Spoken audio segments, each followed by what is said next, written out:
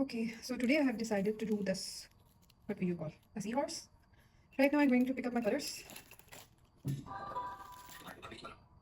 What I shall be using. I think I'm going to settle on this purple and red as my main colors. And then some shiny red and shiny purple. And I think we have got another purple. This one. And I think I can use a hint of blue. Like blue and some orange. I think I'm done and sorted.